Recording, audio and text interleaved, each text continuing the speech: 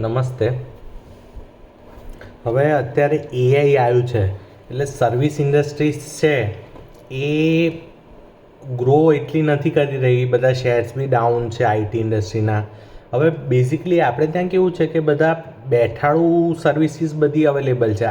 ધારો કે આઈટી છે, કમ્યુનિકેશન છે, સેલ્સ માર્કેટિંગ છે, રિસર્ચ છે, પછી અકાઉન્ટિંગ છે, પછી એનાલિસિસ છે, પછી આ સેમ્પલ્સ લેવાના ને એના રિસર્ચ કરવાનું એ બધું છે, કેપીઓ બીપીઓ છે. તો એ બધું છે, પણ શ્રમ જે કરવાનો હોય એના માટેની કોઈ એપ્લિકેશન કે બેઝ નથી જે આખા દુનિયાને આપણે પ્રોવાઈડ કરી શકીએ.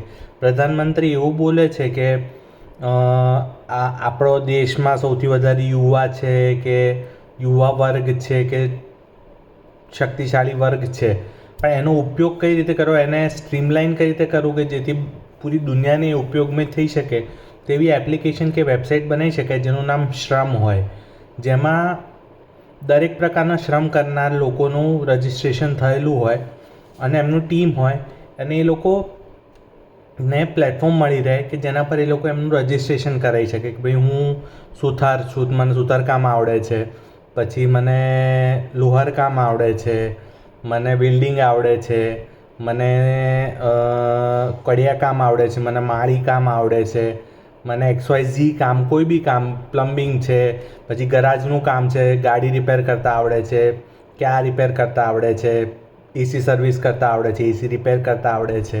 તો આ બધા રીતે રજિસ્ટર હોય ને તો એ લોકોને કામ મળી રહે ગમે ત્યાંથી, આખા દુનિયામાંથી એમને કરી શકે. અને આના માટે ગવર્મેન્ટ જોડે સહકારી ધોરણે કરીએ ને તો આ કામ જલ્દી અને ઝડપથી થાય. એના માટે બેઝિક શું છે કે ધારો કે સાઉથથી બધા ગલ્ફ કન્ટ્રીઝમાં જાય છે તો એ લોકો શ્રમિક જ હોય છે, પણ પ્રાઇવેટ કંપનીઝ દ્વારા એમને ત્યાં જોબ મળે છે અને વચ્ચે એમનો વચેટીઓ બહુ બધા રૂપિયા લઈ જાય છે અને એમને રૂપિયા ઓછા મળે છે, કમિશન વધારે હોય છે. હવે જ્યારે આ સહકારી બેઝડ હોય તો એમાં એ લોકો એડવર્ટાઇઝ થ્રુ કમાઈ શકે. એટલે કંપની શ્રમ કરીને જે કંપની બને એ એડવર્ટાઇઝ થ્રુ કમાઈ શકે કે બીજા રિસોર્સિસ થ્રુ કમાઈ શકે. રજિસ્ટ્રેશન ફી હોય મિનિમમ, એના થ્રુ કમાઈ શકે. એને કન્ટિન્યુ કરવાના એક ચાર્જિસ હોય કે ભાઈ એક વર્ષ સુધી તમે 10 રૂપિયા કે 50 રૂપિયામાં રજિસ્ટર કરાવી શકો. પછી જો તમારે કન્ટિન્યુ કરવું હોય તો બીજા 20 રૂપિયા એડ કરો દર વર્ષે તો તમારું કન્ટિન્યુ થશે. આવી રીતે સબસ્ક્રિપ્શન હોય એ તો બી ચાલે, તો એનાથી બી ચાલે અને એના કારણે વચ્ચેથી જે કમિશન બધાને ખાવા મળે છે એ જ બચે અને શ્રમિકને જે ડિઝર્વ કરે છે સેલરી ગલ્ફ કન્ટ્રીઝમાં કે બીજી કોઈ બી કન્ટ્રીઝમાં તો એમને મળી રહે એ પ્રમાણેનું વેતન અને એમના ઘરને બી સંભાળી શકે અને વિદેશી ઊંડિયામણે ભારતનું વધે. તો આ પ્રકારનું સહકારી ધોરણે શ્રમ.com કે www.shram.com કે શ્રમ ખાલી એપ્લિકેશન કરીને ખોલીએ તો બધાને કામ મળી રહે. ઇવન જી-રામજી એપ્લિકેશન છે, જી-રામજી સ્કીમ છે કે મનરેગા છે એને બી આની જોડે અટેચ કરી શકાય.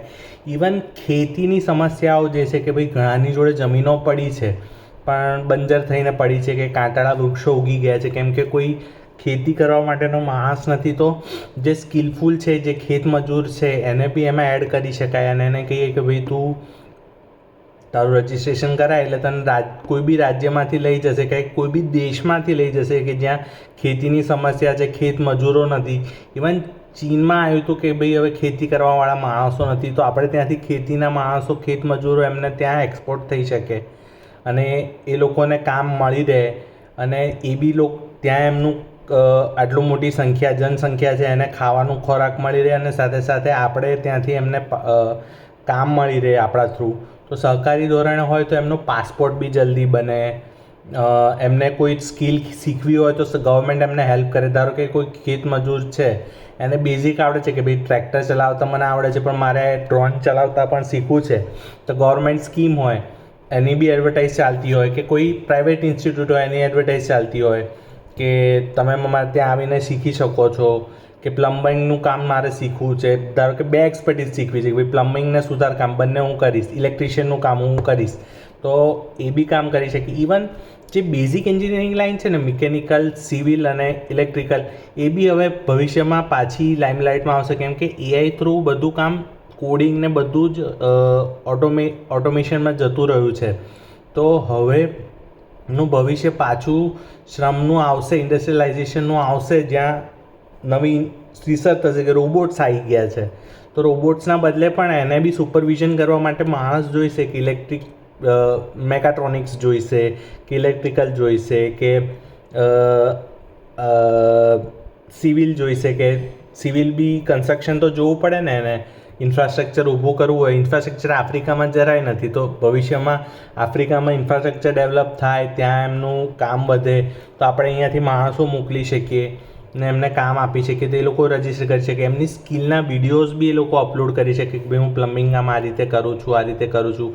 ઇવન ત્યાં ક્લાસીસ ચાલી શકે ઓનલાઈન, ત્યાં કે હું આ શીખવાડું છું, કે તમે મારો સબસ્ક્રિપ્શન કરો. જેમ ઓનલાઈન ઇન્સ્ટાગ્રામ કે ફેસબુક પર એડવર્ટાઇઝ આવે છે કે ભાઈ તમારે આ EFT શીખવું છે, કે XYZ રેકી શીખવી છે, કે આ શીખવું છે, તો એ રીતે ત્યાં બી એડવર્ટાઇઝ આવે કે ભાઈ આ શીખી શકો છો, આ શીખી શકો છો, પ્લમ્બિંગ શીખી શકો છો, સુતારકામ શીખી શકો છો, કે AC સર્વિસ શીખી શકો છો, કે બાઇક ગાડી રિપેર કરતાં શીખી શકો છો.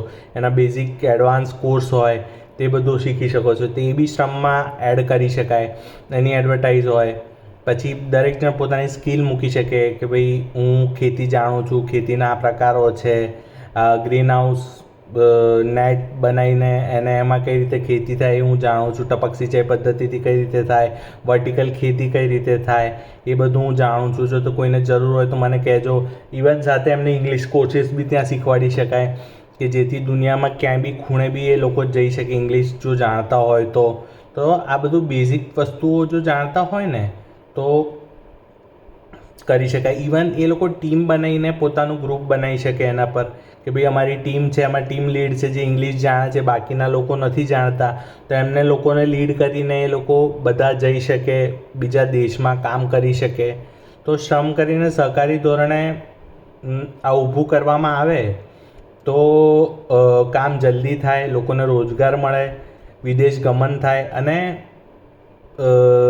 બીજા બધા દેશો કરતાં આપણા દેશના પ્રજા પર વધારે વિશ્વાસ છે, કેમ કે વર્ષોથી બહાર સેટલ થયેલા છે અને કોઈ પ્રકારના ઉપદ્રવો ઊભા નથી કર્યા, જે પ્રકારના બીજા દેશોના શરણાર્થીઓ જઈ અને ઉપદ્રવો ઊભા કરે છે. જેમ કે લંડનમાં મુસ્લિમો કરી રહ્યા છે, કે બીજા બધા દેશોમાં મુસ્લિમ મોટા ભાગે ઉપદ્રવો ઊભા કરતા હોય છે.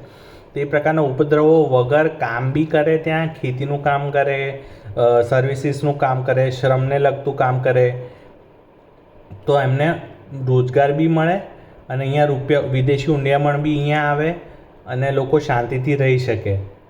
તો આ પ્રકારનો આઈડિયા છે, ઇમ્પ્લિમેન્ટ કરવો હોય કોઈને તો કરી શકે છે. નમસ્તે.